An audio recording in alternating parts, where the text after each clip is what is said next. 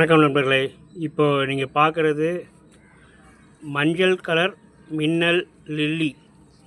இது மின்னல் லில்லி அப்படின்னு எதுக்கு சொல்கிறாங்கன்னா, மழை பெய்கிறப்போ அது என்றைக்கா ஒரு மழை பெஞ்சிச்சு அதுவும் அந்த மின்னலோட மழை பெய்கிறப்போ மறுநாளே இந்த செடியிலேருந்து இந்த இடத்துல தான் மின்னல் லில்லி.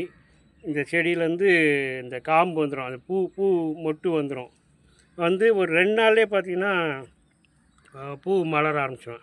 இதே பார்த்திங்கன்னா இப்போ 2 நாளைக்கு முன்னாடி இங்கே மழை பெஞ்சது, அதனால் டக்குன்னு இவங்கெல்லாம் வந்துட்டாங்க. அப்படியே பூத்துருக்குது. அதான் இது ரொம்ப ஆச்சரியமான விஷயம். எப்படி இந்த மழை நேரத்தில் காளான் எப்படி மலருதோ, காளான் எப்படி வளர்ந்து வருதோ, இந்த முதல் நாள் மின்னல் வெட்டிச்சுன்னா மறுநாள் பார்த்திங்கன்னா காளான் பார்த்துடலாம். அதே மாதிரி தான் இந்த மின்னல் லில்லியும் மழையை பொறுத்து அப்படி அந்த மின்னல் வெட்டை பொறுத்து அடுத்து மலரும். அதனால தான் இதுக்கு மின்னல் லில்லின்னு பேர். இந்த மின்னல் லில்லியில் பார்த்திங்கன்னா இந்த பூவிலேருந்து தான் அடுத்து அப்படியே பூ உதிர்ந்ததுக்கப்புறம் இதுலேருந்து விதை உருவாகும். அந்த விதையை கூட நான் காமிக்கிறேன் பாருங்கள். இந்த இருக்குது பாருங்கள், இந்த இடத்துல அந்த இது இப்போ ஏற்கனவே பூத்து முடித்து இப்போ அது விதையாக மாறி இருக்குது. இப்போ இதை உதிர்த்தோன்னா அந்த விதை வரும் பார்த்திங்களா. இதுதான் மின்னல் லில்லி விதை. இதெல்லாம் கூட பாருங்கள், இங்கிட்டு கூட இந்த இதில் இருக்குது. இப்படி பண்ணாலே விதையெல்லாம் வந்துடுது. இப்போ இந்த விதையை நம்ம முளைக்க போட்டோன்னா இதுலேருந்தும் அப்படியே வந்துடும்.